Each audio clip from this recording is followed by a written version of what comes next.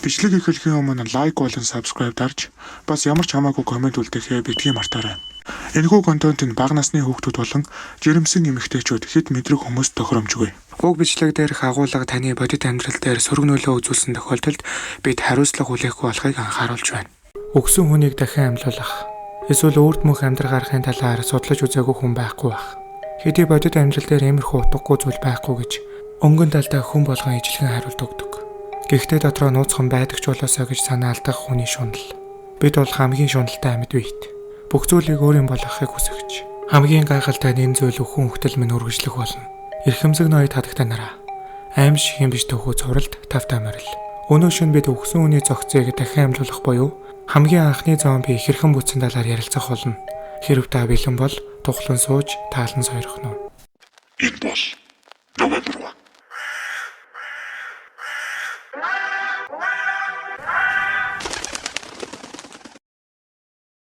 Гэрийн нөхцөлд хэрхэн зомби бүтээх вэ? Зомби бүтээхэд яг юу хэрэг болдгийм болоо? Юун дөрөв танд нэг ширхэг амьд хүн, тетродоксын хийх шинэхэн pufferfish, далайн хорт ургамал болох hippoman mancinella, bone powder буюу нунтгалсан яс, сэтгэл зүйд хүчтэй нөлөөлдөг ургамал болох мандрек, voodoo аргаар гаргаж авсан зомби powder зэрэг хэд хэдэн хүчин зүйлс шаардлагатай. Эдгээр материалуудыг бүгдийг цуглуулж чадвал зомби бүтээж болно гэж voodoo шашны бөөнөр үздэг. Орчин цагт зомби гэх энэхүү нэршил маш алдартай. Бид олон кино зурлууд, видео тоглоомнуудаас харж, мэдэрч, хамтдаа өсөж дөрнөж, аль хэдийн бид бүхний тасал болсон тун чухал дүр шүү дээ. Бидний мэддэг орчин цагийн зомби нар бол вирусын халдвар, генийн өөрчлөлт ба мутац, мансууруулах бодис, амьтны гаралтай судлагдаагүй өвчин, харанхуун ижид, эсвэл хар гаргийнхнаас болж үүсдэг. Мөн маш богино хугацаанд асар олон хүнд халдвар тарааж цөөхөн хэдэн амьд үлдсэн хүмүүс хязгаарлагдмал нөхцөлд хэрхэн тисч тэмцэж байгаа талаар харуулдаг. Зомби гэдэг нь товчхондоо бол өгсөн үнийг дахин амьлуулах оролдлогын бүтлгүүтэл. Үүнээс үүдэлтэй гамшиг юм. Сүнсгүй тарихгүй юм өгсөн гэдгээрээ л хүнээс ялгаатай. Тэгвэл хамгийн анхны зомби яаж үүссэн бэ? Энэ бол 17 дугаар зуун. Өнгөт арьснуудын үлгийн нутаг болох Абрагдивийг Европын өндөр хөгжилтэй орнуудад тал талаас нь хуваан залгиж колончилж байсан хар бараан онжилууд. Жад зүхнээс өшөө зэвсэггүй, навчнаас өр хувцгүй Африкчуудын эсрэг, шүдэ уртал зэвсгэлсэн Европын харим. Хүчний тэнцвэргүй байдал хүний үнэргүй үйлдэлүүд энэ газрыг там болгон хувиргасан билээ. Газар нутагт нийцэн сууж ард иргэдийн боол болгон хүнийг нохооноос толгоонд үздэг байсан зэвүүн цаг.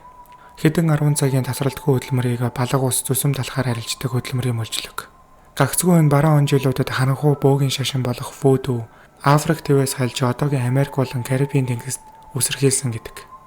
Voodoo-гийн шашны нь ойролцоогоор 400-аас 500 орчим жилийн настай. Абрагдивын уугуул иргэдийн итгэл үнэмшил хүсэл эрмэлзэл шингэсэн хамгийн нууцлаг шүтлгүүдийн нэг байсан бөгөөд гол төлөв амьд хүн болон сүнсний холбоог ашиглах чиг хандлагатай шашны нэг хэлбэр юм. Тэгвэл voodoo шашны амьд хүнийг зомби болгох арга гэж юу вэ? Voodoo-гийн аргаар зомби болсон хүн бидний одоогийн pop соёлд харуулдаг хүн эддэг халдвар тараадаг зомбиноос хэд хэдэн зүйлээрээ ялгаатай. Тэд өөрийнхөө эзэнд үнэнчээр зүтгэж дуулууртай байдаг. Өхөн хөлтлөө хий гэсэн болгоныг хийж хязгааргүй ажиллах боломжтой. Бүх төрлийн командыг биелүүлэх чадамжтай. Нэг ёсондоо чиний төлөө өгөхөд бэлэн махан бөмбөг болсон гэсэн үг. Тэд бодож сэтгэж чадахгүй.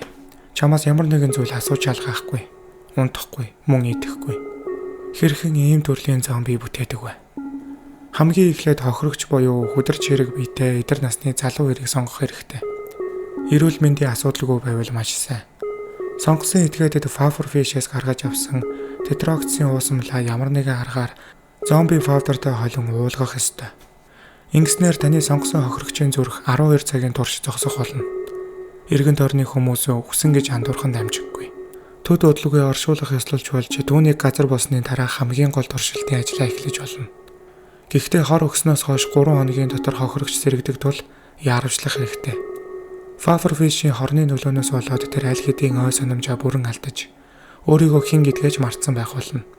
Дээрх бүх нөхцөл төгс бүрдсэн бол үлдсэн материалуудаа нарийн хэмжилт хийн тусгай аргаар холж найруулан уусмал бүтээн. Ингээд бүтээсэн уусамлаа уулгасны дараагаар таны хүсэн хүлээсэн voodoo зомби бэлэн болсон гэж үзнэ. Үүний дараа хохирогчоор сонгосон хүнийхээ сүнсийг сорж өөрийн мэдэлд оруулснаар тэр таны хэлсэн үг нэг бүрийг ягштал биелүүлэх болно. Мөн та илүү их шидийн хүчтэй баснаа мэдрэх учиртай. Хэрвээ шинжлэх ухаан вүдүүг ёроолтод хүртэл судалж чадвал ангаах ухааны талаар бидний мэдлэг шалбааг төдий зүйл байсан гэдгийг ухаарах болно хэмээн хэн нэгэн хизээ нэгэн цагт хэлсэн гэдэг. Айл эрт үгсэн гэж бодоод оршуулсан хүмүүс 10 гаруй орчим жилийн дараа гэртээ буцаж ирсэн тохиолдол хэдэн 10 удаа гарч байсан бөгөөд зомби бол вүдүү зан үйлийн өрдөө эхлэл хийсэн гэдгийг ойлгох хэрэгтэй. Бичлэгээ дуустал нь үздэг танд маш их баярлалаа. Үүнтэй ижил төстэй контент үзмээр байвал November 1 Telecommunication Channel-ыг сонгоорой. Дахин нэг гайхалтай шөнө эргэн уулзтлаа түр баяртай.